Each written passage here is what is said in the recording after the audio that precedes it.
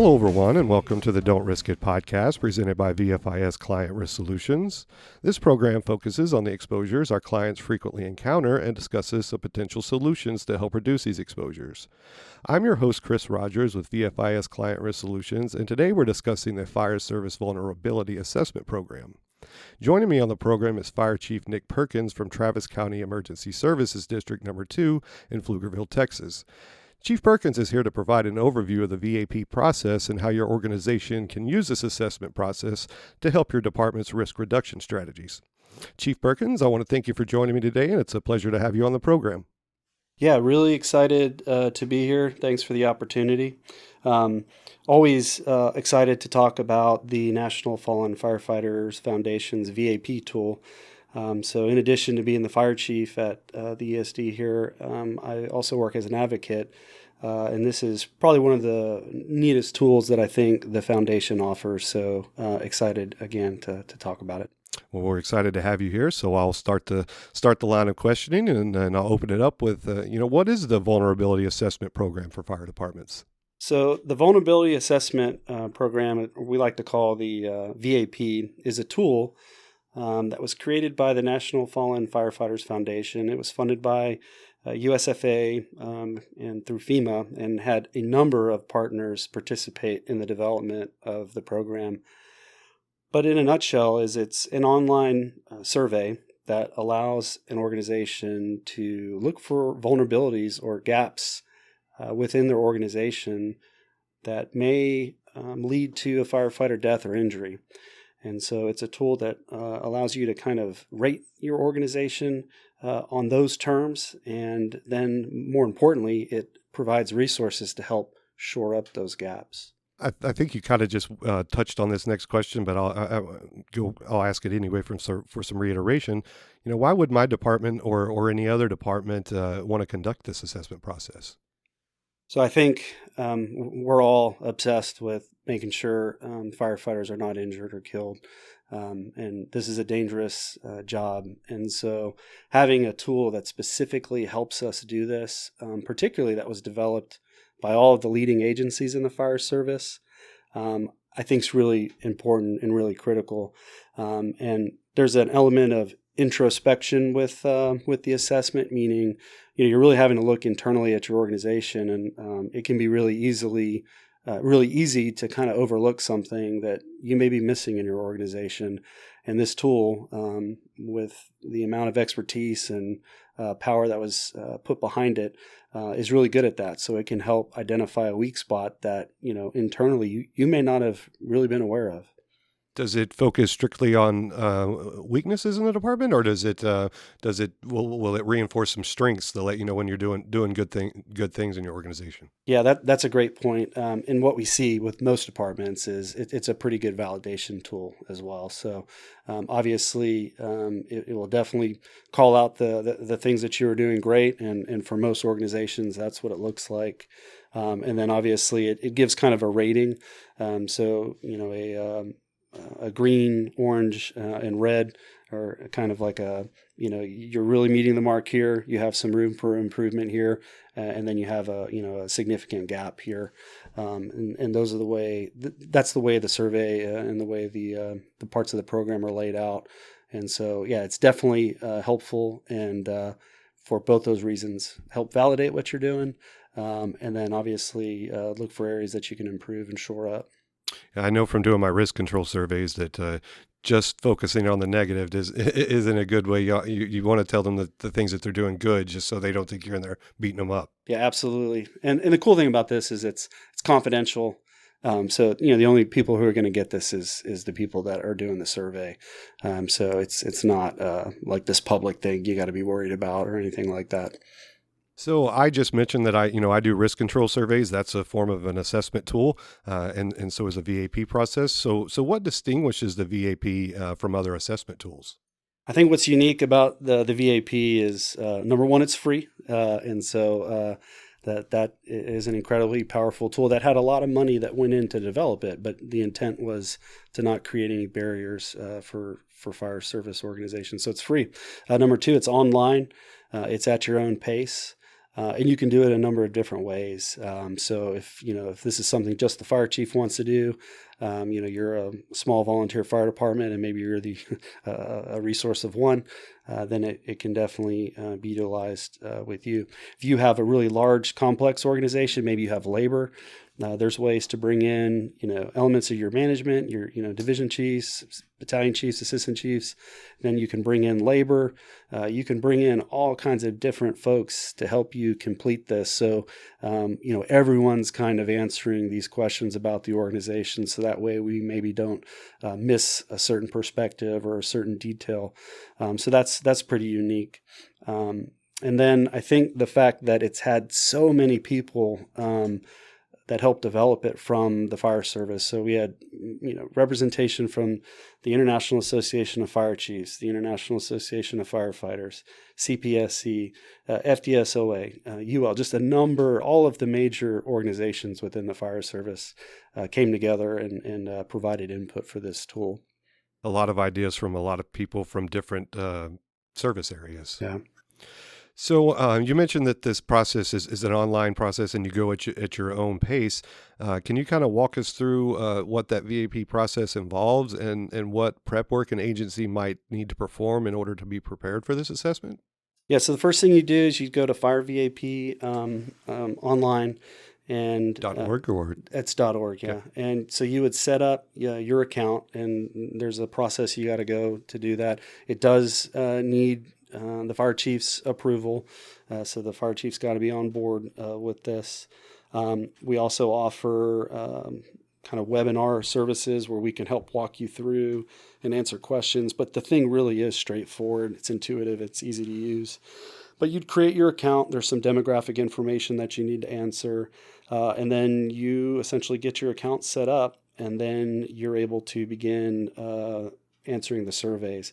And there's a few different surveys in there. And so there is kind of the main big whole enchilada VAP, which is over 400 questions. And, again, like I said, you can slice this up a number of ways. And I think the more people you can get involved, probably the better it'll be. But also know in some organizations, based to answer these questions, you have to have that many people involved because one person probably doesn't know all the answers. But again, you may have a volunteer fire department where the fire chief or whoever, they may know all the answers because of the size of the operation. And so obviously the smaller, less complex, probably the easier it would be to complete the VAP. But the great thing is it's at your own pace, several different ways you can do it. There's not a deadline, there's not, some stress or something like that added. It really is, user-friendly and kind of catered towards how you want to do it. The big thing is it's just done in a, the fire chief's got to be involved in it. And that's, done to make sure that everyone's on the same page with what's trying to be done. Well, it's good that the fire chief has to be involved because most safety initiatives, it needs that buy-in from that level of leadership. And so for them to have to be involved in the process, I think that's a good step. Yeah, certainly. And then when I say 400 questions, a lot of times that kind of, people go, oh, wow, that's a lot of work. And I know like for our organization, it took us about, 2 weeks with really about 3 days of a lot of just solid working on it. But that's for us. And again, I keep talking about the one horse or, the one station volunteer fire department that maybe doesn't have a lot of resources or staff or energy to commit to this. There's also kind of a modified survey that's called the Quick 100, and it hits the super high level, probably most critical kind of evaluation criteria. And so that may be an option. You may only have maybe an hour to put at this. And I would encourage folks that, even the busiest, least resourced organizations out there, it is worthwhile to at least try to do and knock out that 100 assessment. And then beyond that, there's been a number of different modules that have been added in recent years that we're really excited about. So there's a cardiac specific survey. that asks specifically what you're doing and what you're looking at with regards to prevention of sudden cardiac death and things that you can do and implement to reduce those risks. There's also a company officer component, which is making sure your frontline supervisors are really well equipped to do their jobs and have those resources. There's a roadway safety survey that ensures that you're doing everything that you can do on those really dangerous roadways that we all operate on. And then there's a behavioral health component. Again, same thing, making sure you have those resources and systems in place. And then cancer. That's kind of the big topic in the fire service right now. And so those individual kind of add-on surveys, add an even greater kind of layer and depth to the whole thing. And so I've always remind people that some of these new surveys that I just talked about, they've only come out in the last 2 or 3 years. So you may have done the VAP 5 years ago. I always tell people it's a good idea to go back and do the survey again to kind of benchmark and see where you're at, but then obviously take advantage of these new surveys that have been added as well. Was the cancer assessment and the providers struck on the roadway, were those some of the more recent additions, because that's some more recent issues that we've seen? Yeah, the cancer, roadway safety, behavioral health, the company officer, those are all relatively new programs, and again, that's just because of the overwhelming need and problem that has really begun to be identified. So this sounds like it's a living document or living program. It's subject to I don't know how often, but it's subject to routine updates as the industry sees. Yeah, so we completed our survey I think in 2012 or 2013, and since then they did a complete overhaul and update to the main assessment. And then, like I said, I think that was done in like 2016 maybe. And then in the last 2 or 3 years, a number of these additional surveys have been added to really reflect the kind of current threats and challenges that the fire service is facing. So is the program available strictly to fire departments, or are fire-based EMS agencies applicable for the assessment? It is developed for fire departments, so it is a tool for fire departments. But fire-based agencies are fire departments, so it definitely has those applications and has elements specific to EMS operations within a fire department. Now, an EMS-only operation, the vast majority of this survey would not really apply for that type of agency. But I do like to bring out the distinction that for a fire-based EMS agency, which is the agency that I lead, very appropriate.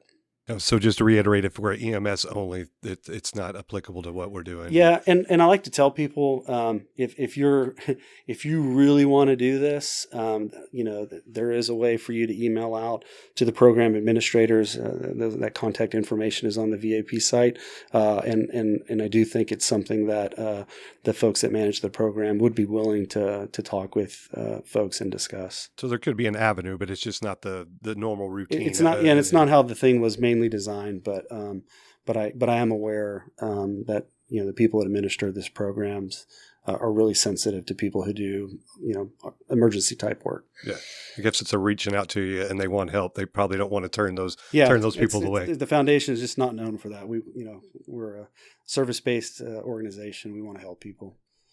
So you mentioned that the process is done online and completed online at your own pace. Once that is completed, how are the vulnerabilities identified during the assessment reviewed with the department?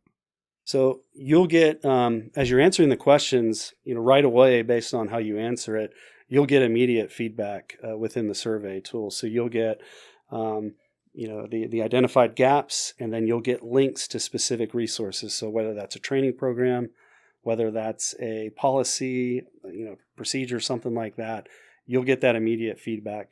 When you complete all these surveys, you actually get a completed report. That's all done digitally and online. You can hit print, save as a PDF, all of that. So to answer the question, you get immediate feedback, links to resources, and then when you're done, you get a complete report that kind of calls out, here's everything you're doing great. Here's some areas that you can improve. Here are some, significant gaps, and here's the resources to fill those gaps.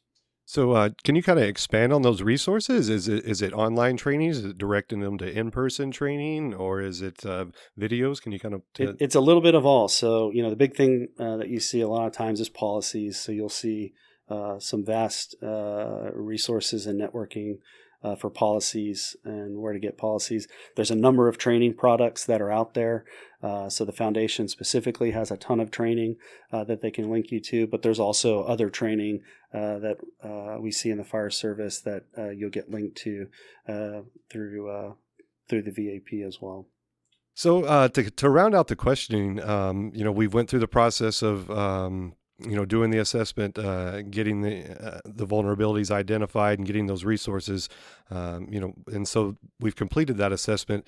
And once we've done that, are organizations required to implement any of the suggested improvements in their best practices? Yeah, there's nothing, no requirements, nothing punitive, anything like that. This is strictly a tool for leadership, decision makers, labor leaders, to really equip them to have conversations and to make change within their organization. Like I said, some of this is simple, implementing a policy that can be fairly easy. Other issues like staffing and things like that require funding and things like that. This can be used as a tool to help, tell those stories and make those cases and really provide a really powerful external validation tool to say, these are things that we need, or here's things we're doing really well. Yeah. And I think it's a good tool in that it's confidential. So it truly is. What do you want to do with it for the people that do it? And so I think it kind of helps bring that guard down. Creates an environment where people can be really honest and answer the questions truthfully and get to a really objective view of their department. So it's more of a self-assessment using a third party's assessment process, but looking at looking at yourself in the mirror, and it's going to be contained within your organization, not going to get out. So it's lets you know where you good, bad, or might need improvement. And yeah, that's a great way to describe it. And I think I said earlier, introspection in our job's really difficult. No one wants to expose weaknesses for a variety of reasons. And so this is built in a way where, kind of creates a safe space to do that, and then gives you the resources to work on and improve. Well, Chief, it was a pleasure talking with you today. I really want to thank you for inviting me into your office to have this conversation. And it was a lot of great information. So again, I want to thank you for joining us. Yeah, again, pleasure to talk about this program. And again, check it out online. We have contacts to specifically get, we can do webinars, we can do phone calls to answer questions and get you set up within this free program. And I want to thank you for listening to the program today and for your interest in VFIS safety resources. I want to thank our guest, Chief Nick Perkins, once again for his time and information. Please consider subscribing to our program to stay up to date on new content releases. Also, if you like what you've heard, please consider leaving a review below. For more information about the many resources available from VFIS, please visit VFIS.com. And to submit ideas for future discussions, please reach out by emailing VFIS Risk Control at VFIS.com. Thanks, everyone, and have a great day.